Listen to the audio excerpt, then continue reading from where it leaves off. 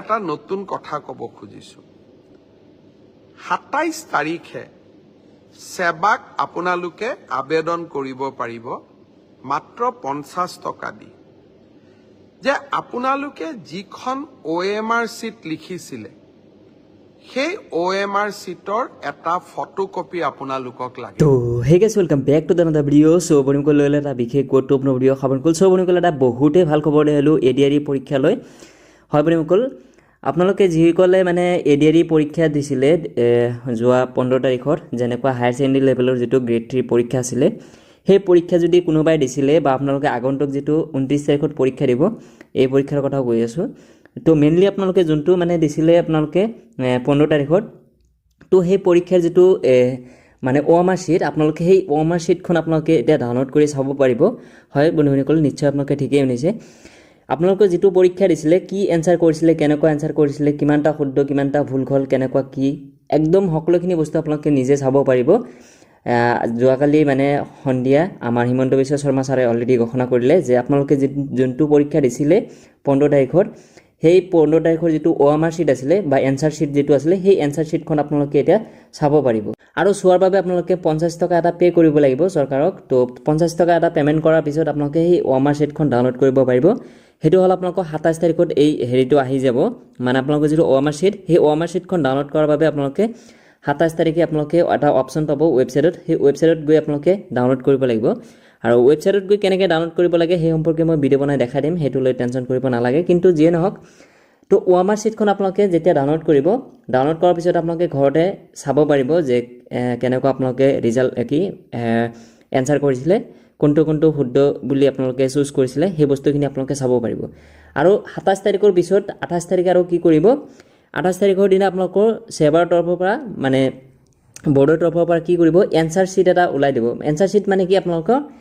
যেটো কোৱেশ্চন আছিল সেই কোৱেশ্চনৰ গোটেইখিনি কোৱেশ্চনৰ মানে সলভ এনসাৰ বিলাক দিয়া থাকিব তাতে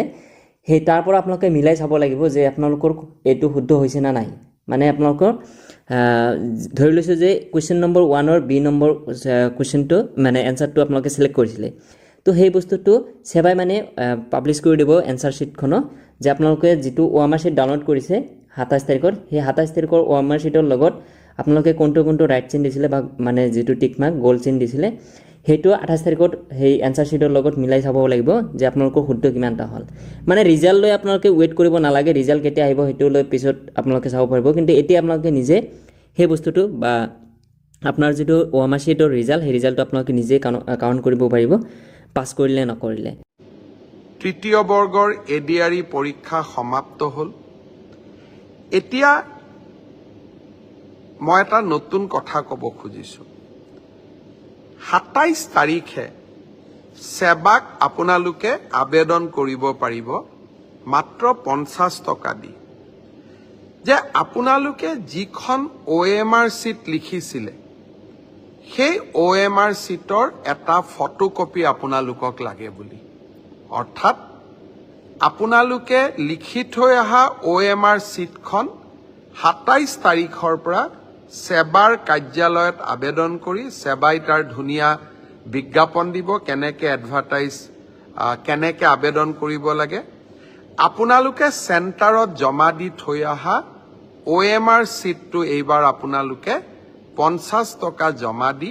সেৱাৰ পৰা লৈ আহিব পাৰিব ফটোকপিৰ খৰচ 50 টকা ঘৰত লৈ আহি OMR sheetটো এইবাৰ আপোনালোকে পৰীক্ষা কৰিব পাৰিব যে মই শুদ্ধ উত্তৰ দি আহিলো নে নাই শুদ্ধ উত্তৰটো কি 28 তাৰিখে আমি এনসাৰ কিটো সেৱাৰ ওয়েবসাইটত আমি প্ৰকাশ কৰিম অৰ্থাৎ 27 তাৰিখৰ পৰা আপোনালোকে OMR sheet খন আবেদন কৰি সেৱাৰ পৰা লব পাৰিব 28 তাৰিখে সেৱাৰ ওয়েবসাইটত এনসাৰ কি প্ৰত্যেকটো প্ৰশ্নৰ উত্তৰ কি হোৱা উচিত তাকো আপোনালোকে চাব পাৰিব অৰ্থাৎ ঘৰতে বহি মইনো কিমান নম্বৰ পালো OMR sheet খন হাতত উলিয়াই লওক এনসাৰ কি লগত মিলাই চাওক আৰু 100ৰ ভিতৰত 50ৰ ভিতৰত মই কিমান নম্বৰ পালো হেয়া ঘৰতে বহি মই হিসাব উলিয়াই লব পাৰিম অৰ্থাৎ ৰিজাল্ট দিয়ালৈ অপেক্ষা কৰিবই নালাগে ভাৰতৰ কোনো প্ৰদেশতে এনেকুৱা সিদ্ধান্ত আগত গ্ৰহণ কৰা হোৱা নাছিল। OMRৰ কপিও পাব আৰু এনচাৰ কিটো উপলব্ধ হ'ব। এতিয়া আৰু এটা আমি স্বচ্ছতাক আৰু এখোজ আগুৱাই লৈ যাব খুজিছোঁ। এনচাৰ কিটো আপোনালোকে চাই পেলাই মনত খুদুৱনি লাগিলে যে এইটো প্ৰশ্নৰ এইটোতো উত্তৰ নহয়, উত্তৰটো বেলেগহে হ'ব লাগিছিলে। 500 টকা দি আপোনালোকে সেৱাক জনাব পাৰিব যে আপোনালোকে প্ৰস্তুত কৰা উত্তৰটো ভুল হৈছে। উত্তৰটো আচলতে পঞ্চপাণ্ডৱৰ তৃতীয়জন সন্তান ভীম নহয় অৰ্জুন। সেৱাই ভীম বুলি এনচাৰ কিট লিখিলে। আপোনালোকে শুদ্ধ কৰি দিলে সেৱাক যে আপোনালোকৰ এনচাৰ কিটো ভুল। আচলতে পঞ্চপাণ্ডৱৰ তৃতীয়জন অৰ্জুন। অৰ্থাৎ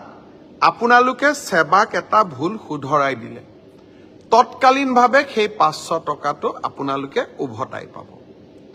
500 টকাটো আমি এই কাৰণেই ফিজ লৈছোঁ, নহ'লে সকলোৱে এনচাৰ কিটো ভুল বুলি হাৰাশাস্তি কৰাৰ ৰাস্তাও ল'ব পাৰে।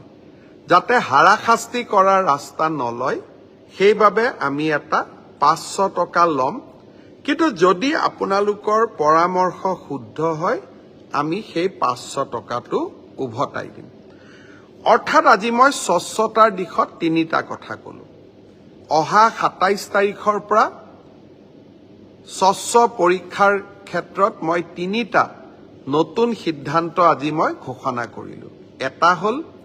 যে আপোনালোকে OMR চিটটো, যিটো চিটত আপোনালোকে আনচাৰ কৰি আহিছে,